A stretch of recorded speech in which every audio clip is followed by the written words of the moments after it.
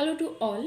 আজকের টপিকস হচ্ছে participle. So আমি আমার প্রিভিয়াস ভিডিওতে যেটা ডিসকাশন করেছিলাম সেটা নন ফিনাইট ভার্বসের ওপর। সো নন ফিনাইট ভার্বসকে আমরা ভার্বালস নামেও জানি। তো দেখো, এই ভার্বালসের মধ্যে কতগুলো বিষয় ইনক্লুড আছে।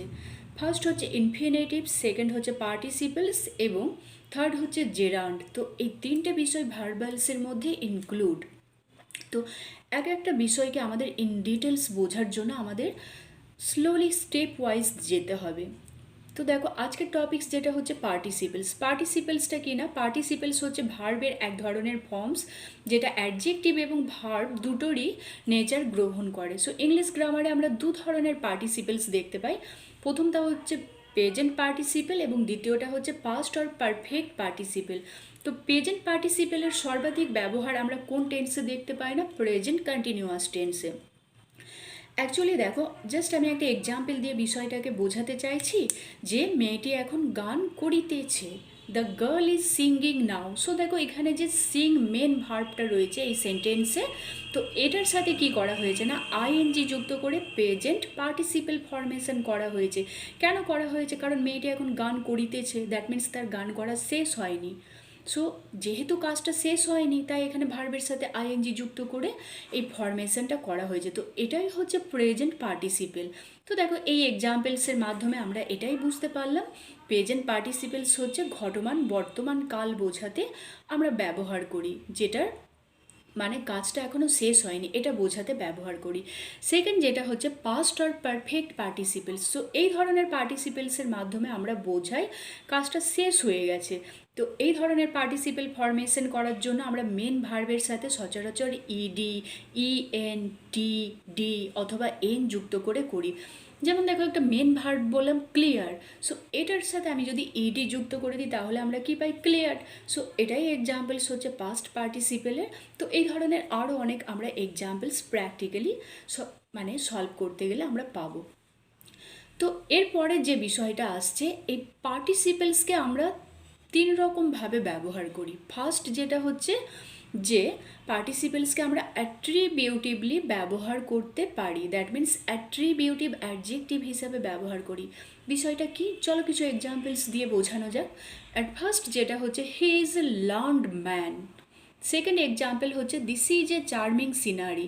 তো দেখো, এই যে আমি দুটো সেন্টেন্স বললাম, এই দুটো সেন্টেন্সে আমি কি দেখতে পাচ্ছি না, যে ম্যান আর সিনারি হচ্ছে নাউন্স এবং এটা সেন্টেন্সের শেষে বসেছে। সো এই নাউন্সের পূর্বে আমরা যদি খুব ভালো করে অবজার্ভ করি তো আমরা দুটো ওয়ার্ড খুঁজে পাচ্ছি। একটা হচ্ছে লার্নড। দেখো, এখানে লার্ন হচ্ছে মেন ভার্ব, কিন্তু এর সাথে ইডি যুক্ত করা হয়েছে, দ্যাট মিনস এটা হচ্ছে পাস্ট পার্টিসিপেলস। নেক্সট দেখছি চার্মিং।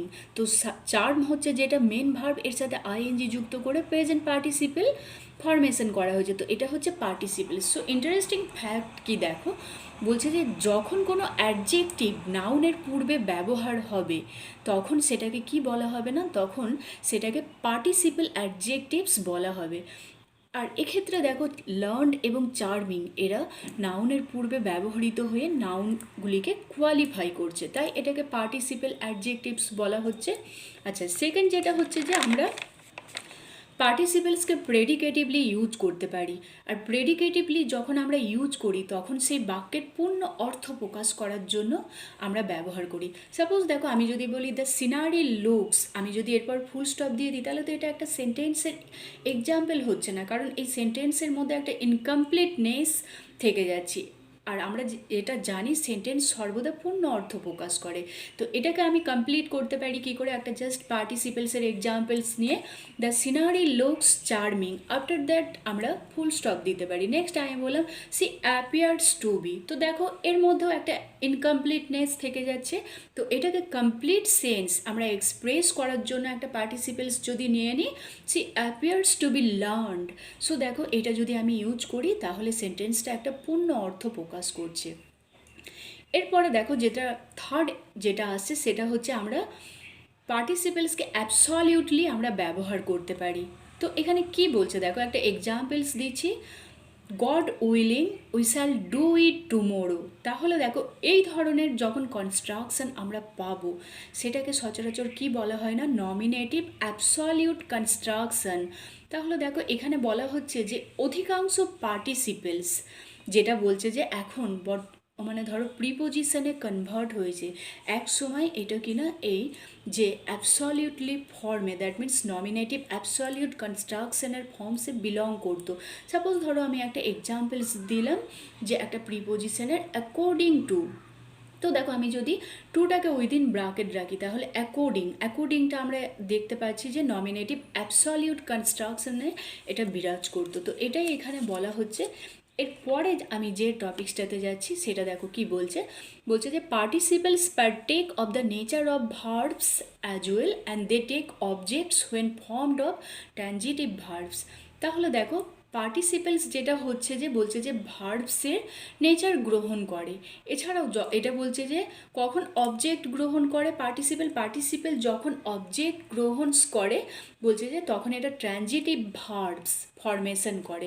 সো দেখো এক্সাম্পলস দিচ্ছি, যেমন I saw him doing it. Second example হচ্ছে I heard of saying it. এরপরে দেখো আমি যে টপিকসটা ডিসকাশন করতে চলেছি সেটা হচ্ছে আনঅ্যাটাচড পার্টিসিপেল। তো আনঅ্যাটাচড পার্টিসিপেলটা কি জাস্ট একটু আমি বলে দিচ্ছি তারপরে বোঝাচ্ছি। বলছে the participle should be employed with a noun or pronoun which it qualifies. তাহলে বলছে যে পার্টিসিপেল সেই সমস্ত নাউন অথবা প্রোনাউনের সাথে অবশ্যই যুক্ত থাকতে হবে যেটাকে পার্টিসিপেল যে নাউন এবং প্রোনাউনকে কোয়ালিফাই করছে। যদি বলছে the omission of such noun or pronoun is wrong, যদি এই ধরনের নাউন বা প্রোনাউনকে বাদ দিয়ে দেওয়া হয় সেটা কিন্তু ভুল হবে। তো একটা এক্সাম্পলসের মাধ্যমে আমি ক্লিয়ার করি।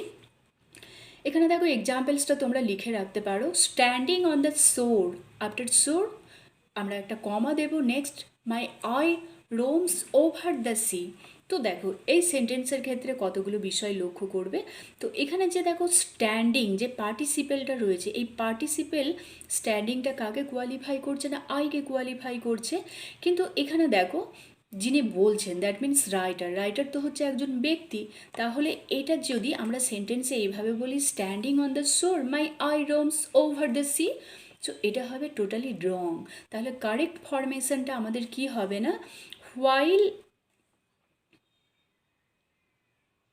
While one is standing on the source one eye roams over the sea. তাহলে এখানে স্ট্যান্ডিংয়ের পূর্বে আমাদেরকে একটা কমপ্লিট সেন্স ফোকাস করার জন্য আমাদের এই এতটুকু পোর্শন আমাদের অ্যাড করতে হবে। এরপরে যে ডিসকাশনটা যাচ্ছি সেটা হচ্ছে বলছে ইউজড অ্যাডজেক্টিভ্যালি। তো ব্যাপারটা কি বলছে, the present participle is active in meaning, that means present পার্টিসিপেলটার অর্থ খুবই সক্রিয় হবে কখন। বলছে but the past participle is passive, মানে পাস্ট পার্টিসিপেলের অর্থটা নিষ্ক্রিয় থাকবে। সো বলছে যে since it has passive force employed in it. তাহলে আমরা কি বুঝলাম যে পার্টিসিপেলকে আমরা যখন অ্যাডজেক্টিভ ভ্যালি ব্যবহার করব, দ্যাট মিন্স বিশেষণ রূপে ব্যবহার করব, তখন কি হবে না যে প্রেজেন্ট পার্টিসিপেলের অর্থটা অ্যাক্টিভ থাকবে কিন্তু পাস্ট পার্টিসিপেলের অর্থ যেটা সেটা হচ্ছে প্যাসিভ থাকবে। তো একটা এক্সাম্পলস দিই, যেমন বলছি যে এ বার্নিং হাউস, তাহলে এটাকে তো আমি এইভাবেও বলতে পারি a house that is burning. তাহলে এখানে যেটা প্রেজেন্ট পার্টিসিপেল রয়েছে তার অর্থটা অ্যাক্টিভ থাকছে। নেক্সট কি বলছে, the past participle sometimes expresses habit state or character. Suppose ধরো আমি বললাম যে এ প্লেন স্পোকেন ম্যান, তাহলে এটাকে আমি এইভাবেও বলতে পারি a man who speaks out plainly. Okay, আমি আমার নেক্সট ভিডিওতে আমি যে রাউন্ড নিয়ে ডিসকাস করব।